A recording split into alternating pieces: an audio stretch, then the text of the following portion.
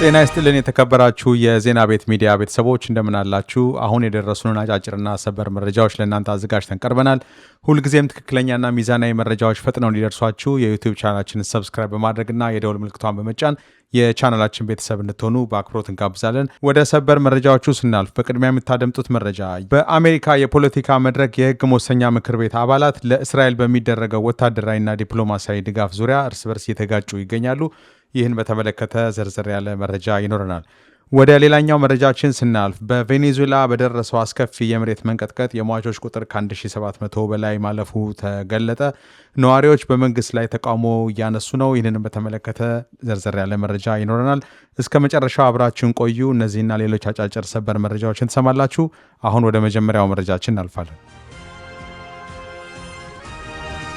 ወደ መጀመሪያው መረጃችን ስናቀና በአሜሪካ የፖለቲካ መድረክ የህዝብ ተወካዮች ምክር ቤት አባላት ለእስራኤል በሚደረገው ወታደራዊና ዲፕሎማሲያዊ ድጋፍ ዙሪያ እርስ በራሳቸው የተጋጩ ይገኛሉ። ለዚህ የፍጥጫ መነሻ የሆነው ደግሞ በቅርቡ በኒውዮርክ ግዛት ውስጥ በተካሄደው የውስጥ ምርጫ እስራኤልን በጽኑ የሚደግፉ በርካታ የዲሞክራቲክ ፓርቲ አባላት በፓርቲያቸው ውስጥ ባሉ ግራ ክንፍ ተወዳዳሪዎች መሸነፋቸውና የምክር ቤት ወንበራቸው ማጣታቸው ነው።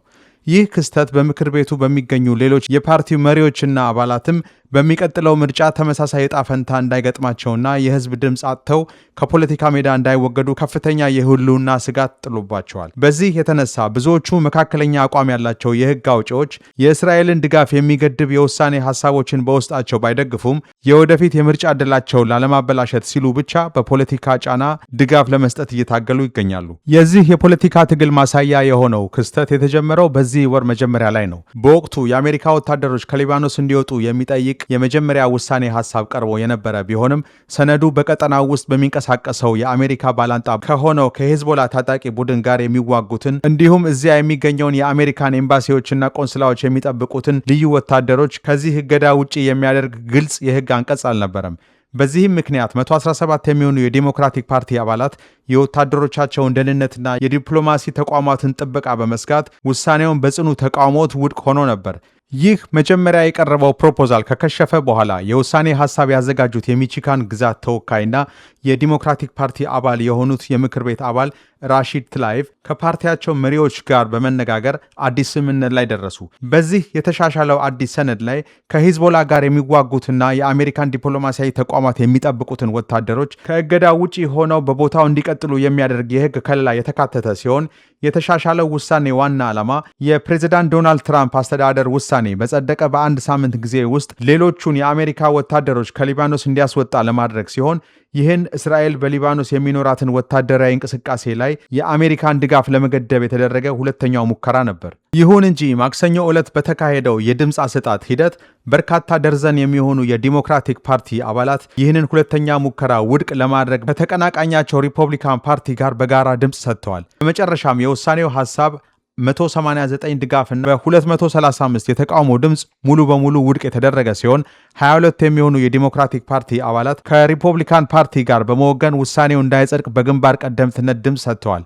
ይህ ቁጥር ቀደም ሲል ከነበረውና ምንም አይነት የህግ ከለላ ያልነበረውን ውሳኔ ከተቃወሙት 117 የዲሞክራቲክ ፓርቲ አባላት በእጅጉ ያነሰ መሆኑ ታውቋል። ይህንን የውሳኔ ሐሳብ የተቃወሙት መካከለኛ አቋም ያላቸው የዲሞክራቲክ ፓርቲ አባላት በበኩላቸው የአሜሪካ መንግስት እስራኤል በደቡብ ሊባኖስ በምታካሄደው ወታደራዊ ዘመቻ ውስጥ በቀጥታ ያልተሳተፈ በመሆኑ ይህ እርምጃ ለቀጠናው ችግር ትክክለኛ መፍትሄ ሊሆን አይችልም ሲሉ ተከራክረዋል። እስራኤልን በጽኑ የሚደግፉት መካከለኛ አቋም ያላቸው የሜይን ግዛት የምክር ቤት አባል ጃሬድ ጎልደን በጉዳዩ ላይ ሲናገሩ በእርሳቸው እውቀት አሜሪካ ከሊባኖስ ጋር ምንም አይነት የጦርነት ግጭት ውስጥ እንዳልሆነች ገልጸው ይህ ወሳኝ የምክር ቤት ድምፅ የተሰጠው እስራኤልና ሊባኖስ በመካከላቸው ያለውን ጦርነት ለማቆም የሚያስችል የመግባቢያ ማዕቀፍ ስምምነት ከተፈራረሙ ከጥቂት ቀናት በኋላ መሆኑ ይታወቃል።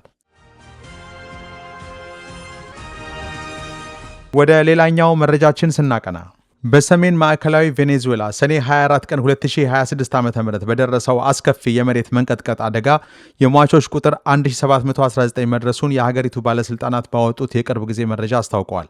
ከአደጋው በኋላ ዓለም አቀፍና የአካባቢ የአደጋ ጊዜ ቡድኖች በፍርስራሹ ስር የተገኙ የሟች አስከሬኖችን የማውጣት ስራቸውን በቀጣይነት እያከናወኑ ይገኛሉ። በየጊዜው የሚመዘገበው የሟቾች ቁጥር በከፍተኛ ሁኔታ እየጨመረ የመጣ ሲሆን ይህም የአደጋውን ክስተት ከባድነት ያመለክታል ተብሏል። በአሁኑ ወቅት ከአሜሪካን፣ ከፈረንሳይ፣ ከሜክሲኮና ከኤልሳልቫዶር የመጡ ዓለም አቀፍ የከተማና የፍለጋ አድን ቡድኖች ከአካባቢው የነፍስ አድን ሰራተኞች ጋር በመሆን በፍርስራሾቹ መካከል ሌሊትና ቀን እየሰሩ ይገኛሉ። እስካሁን ድረስ በአደጋው የቆሰሉ ሰዎች ቁጥር ከ5000 በላይ ማለፉ የተረጋገጠ ሲሆን በ10 ሺዎች የሚቆጠሩ ሰዎች ደግሞ የት እንደደረሱ አልታወቀም። የአደጋ ጊዜ የእርዳታ ድርጅቶች በፍርስራሾቹ ውስጥ የሚደረገውን ፍለጋ ወደፊት እየገፋ በሄደ ቁጥር የሟቾች ቁጥር ከዚህም በላይ በከፍተኛ ሁኔታ ሊጨምር እንደሚችል እያስጠነቀቁ ይገኛሉ። ይህ በእንዲህ እንዳለ አደጋው በደረሰበት በሰሜናዊ ባህር ጠረፍ ከተማ ላጓይራ ውስጥ ቅዳሜ ዕለት አንዲት እናትና የ9 ወር ልጇ ከተደረመሰ ሕንፃ ፍርስራሽ ስር በሕይወት መውጣት ችለዋል። ይሁን እንጂ የተጎዳው አካባቢ ነዋሪዎች በመንግስት እርዳታ አሰጣጥ ሂደት ላይ ያላቸውን ከፍተኛ ቅሬታና አለመርካት በይፋ እየገለጹ ነው። በርካታ ቁጥር ያላቸው የቬኔዙዌላ ዜጎች መንግስት ለአደጋው የሰጠው ምላሽ በጣም ደካማና ቸልተኝነት የተሞላበት ነው በማለት በይፋ እየወቀሱ ይገኛሉ። በተለይም በይበልጥ በተጎዱ አካባቢዎች የሚኖሩ ወገኖች በመንግስት የሚሰጠው እርዳታና ድጋፍ አቅርቦት በአስቸኳይ እንዲጨመርላቸው በከፍተኛ ድምፅ እየጠየቁ ይገኛል። ወደ አጫጭር መረጃዎቻችን ስናልፍ በመጀመሪያ የምናገኘው መረጃ የአሜሪካን ልዑካን ከኢራን ጋር በሚደረጉ ድርድሮች ዙሪያ ከኳታር መካከለኛ አደራዳሪዎች ጋር በዶሃ ተወያይቷል። ይሁን እንጂ ቴህራንም ሆነች ዶሃ የአሜሪካንና የኢራን ቀጥተኛ ንግግር እየተካሄደ ነው የሚለውን የፕሬዝዳንት ዶናልድ ትራምፕ ንግግር ትክክል እንዳልሆነ አስታውቀዋል። ወደ ሌላ መረጃችን ስናቀና በአፍጋኒስታንና በፓኪስታን መካከል ያለው ውጥረት በከፍተኛ ሁኔታ ጨምሯል። ታሊባን በፓኪስታን ድንበር ላይ ተከታታይ ጥቃቶችን የሰነዘረ ሲሆን የፓኪስታን ወታደራዊ ኃይል 4 ቀላል ሰው አልባ ድሮኖችን መትቶ መጣሉን አስታውቋል።